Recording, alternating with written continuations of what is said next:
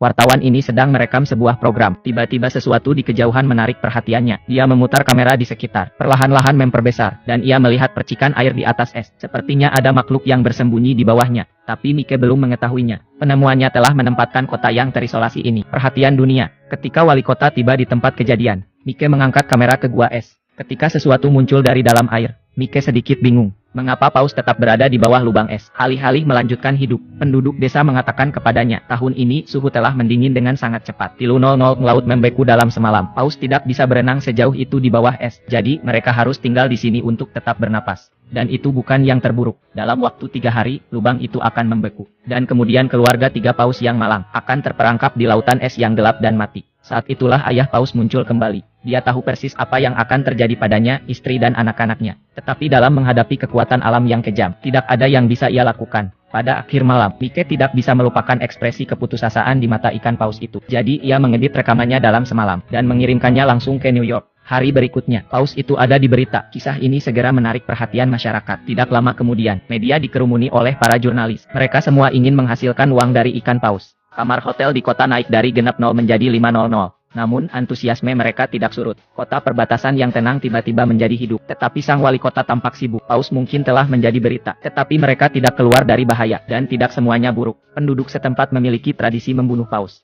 Penduduk desa sudah merencanakan bagian ikan mereka. Wali kota tidak ingin mengambil keuntungan dari ikan. Tetapi penduduk desa harus mencari nafkah. Tidak ada yang bisa dilakukannya. Segera setelah itu, sebuah konferensi pers diadakan di kota. Perwakilan masyarakat adat memperdebatkan kasus mereka, menekankan bahwa perburuan paus adalah cara hidup mereka. Itu masuk akal dan legal. Ana dari masyarakat hewan tidak mau kalah, bahwa kapal pemecah es sedang dalam perjalanan. Paus-paus itu akan segera dikembalikan ke laut. Mereka berselisih paham. Untuk sementara waktu situasi terhenti. Tiba-tiba, semua orang di ruangan itu menoleh ke belakang. Wali kota berjalan ke pesta peluncuran. Apa yang terjadi selanjutnya? Apa yang terjadi selanjutnya di luar dugaan siapapun. Wali kota meyakinkan para delegasi dalam 5 menit. Mereka sepakat dalam keputusan mereka untuk membantu paus keluar dari perangkapnya. Sekarang Ana bingung. Ada begitu banyak kebisingan. Bagaimana mereka bisa berubah pikiran secara tiba-tiba? Tetapi ia akan segera mengetahui, ini tidak sesederhana yang dia pikirkan. Pagi-pagi keesokan harinya, para pria dan wanita siap untuk berangkat ke es di mana paus-paus itu. Atas perintah wali kota, para penduduk desa telah mengangkut taksi mereka. Perjalanan 7 km untuk genap 0 per kepala. Lakukan apa yang Anda suka. Tapi, meskipun kota ini sedang ramai-ramainya, wali kota membawa anak buahnya ke atas es lebih awal. Mereka menggandakan ukuran lubang, agar paus dapat bernapas lebih baik. Menyaksikan paus dengan gembira muncul dari air, dan wajah ini memiliki senyuman kekanak-kanakan di atasnya. Bahkan ia tidak punya pilihan selain membiarkan penduduk setempat merampoknya. Untuk menjaga agar paus tetap hidup, dia harus menemukan cara untuk menghasilkan lebih banyak uang bagi semua orang. Dengan sekelompok besar orang yang datang, keluarga paus tampak keluar dari bahaya. Ana percaya bahwa begitu pemecah es tiba, paus akan dapat melarikan diri, tetapi masalah baru telah membunuh harapan paus untuk bertahan hidup.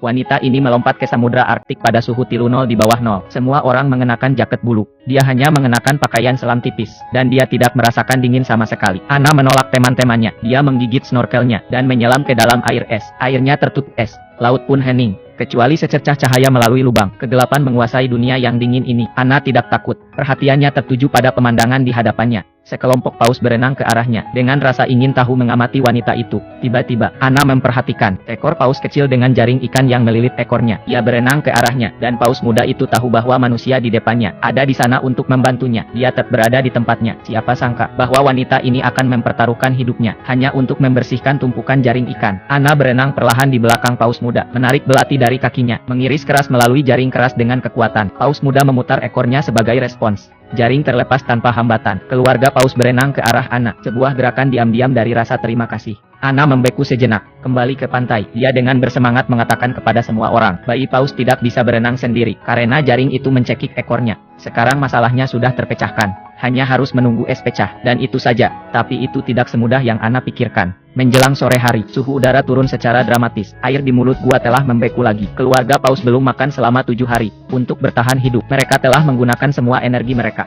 Dan bukan itu saja, kondisi paus muda belum membaik. Meskipun mereka telah terbebas dari jaring, tetapi luka di mulutnya telah memburuk. Ia juga memiliki kasus pneumonia yang parah. Kerumunan orang bingung, tetapi tidak ada gunanya. Yang bisa mereka lakukan hanyalah berdoa agar kapal pemecah es segera tiba. Larut malam, suhu telah turun hingga -45 derajat yang belum pernah terjadi sebelumnya. Gumpalan es di mulut gua semakin tebal dan tebal. Setiap pergantian udara menjadi lebih sulit. Orang-orang memecahkan es secepat. Esnya tidak cukup cepat pecah. Mereka akan tenggelam di bawah air. Mereka harus meminta bantuan kota. Segera, Ana tiba di tempat kejadian dengan bantuan. Tom bersaudara telah membawa alat penyelamat es mereka sendiri. Itu ada di dalam air, sehingga air tidak akan membeku. Tetapi ketika mereka mengeluarkan deicer, Ana terkejut bahwa yang disebut deicer itu hanya sepotong papan busa yang diikatkan ke kipas angin. Tetapi melihat kepercayaan diri Tom bersaudara, tidak ada yang bisa dia lakukan. Ia tidak punya pilihan selain mencoba. Tetapi sebelum mesin itu bisa bekerja, generator mati lebih dulu. Suhu rendah membekukan bahan bakar generator. Ana bergegas menelepon Mike untuk mendapatkan generator baru. Dan dalam perjalanan, generator tidak boleh dimatikan atau akan membeku lagi. Ketika Mike tiba dengan tergesa-gesa, dia akan naik pesawat, tetapi ia dicegah untuk melakukannya karena kabin ditutup. Asap knalpot dari generator akan mencekik orang-orang di dalamnya. Paus berada dalam bahaya. Tidak ada yang bisa dilakukan Ana. Dia mengatakan kepada pilot untuk tidak menutup palka dan terbang dalam angin dingin. Sebuah keputusan yang hampir membunuh semua orang. Di jalan, semua orang menggigil karena angin dingin. Suhu di dalam kabin minus 70 derajat. Udara yang berhembus keluar dari kabin menghantam wajah mereka, berubah menjadi embun beku putih. Tiba-tiba, pesawat meluncur. Alarm berbunyi. Semua orang sangat gugup. Kelopak mata pilot membeku. Sulit untuk dilihat. Pesawat perlahan-lahan jatuh. Ana berteriak putus asa. Mike memikirkan jalan keluar. Jadi dia mengabaikan penolakan pilot. Ia memegang kepala pilot dan mulai menjilati matanya. Meskipun prosesnya sedikit menjijikkan, tapi itu bekerja dengan sangat baik. Beberapa orang tiba di tempat kejadian. Daya disambungkan kembali. Unit penghilang es berungsi. Krisis sudah berakhir untuk saat ini. Semua orang menghela napas lega. Tetapi pemecah es itu dalam masalah besar. Bayi paus ini mencoba untuk bunuh diri. Dia menjulurkan kepalanya keluar dari air. Sekali pandang ke langit, kemudian ia tenggelam ke dalam air. Namun, manusia di pantai tidak tahu. Orang tua paus menjulurkan kepala mereka keluar dari air untuk meminta bantuan. Orang-orang menganggap ini sebagai tanda bahwa mereka siap untuk pergi. Paus-paus itu putus asa, tetapi naluri mereka untuk bertahan hidup mendorong mereka untuk mengikuti lubang yang digali oleh manusia. Orang-orang sangat senang melihat paus berangkat. Kegembiraan yang tinggi. Mereka berkumpul di pintu masuk lubang untuk menyaksikan. Dan saat itulah, Ana menyadari ada sesuatu yang salah. Bayi paus itu hilang. Ia pergi ke lubang pertama untuk mencarinya. Airnya membengkak, tetapi paus itu tidak terlihat. Ana bingung. Ia baru saja bersama orang tuanya. Bagaimana mungkin ia bisa menghilang dalam sekejap? Dan saat itulah, wali kota berbicara tentang hukum alam yang kejam untuk bertahan hidup. Bayi paus itu sangat sakit. Orang tuanya enggan pergi untuk merawatnya. Ia tidak ingin menyeret keluarganya ke bawah. Ia harus mengorbankan dirinya sendiri. Ia berhenti berenang. Ia membiarkan tubuhnya tenggelam ke dalam kegelapan laut. Ana tidak bisa menerima kebenaran. Dia berteriak kesakitan. Dia ambruk ke tanah. Kesedihan menyelimuti semua orang.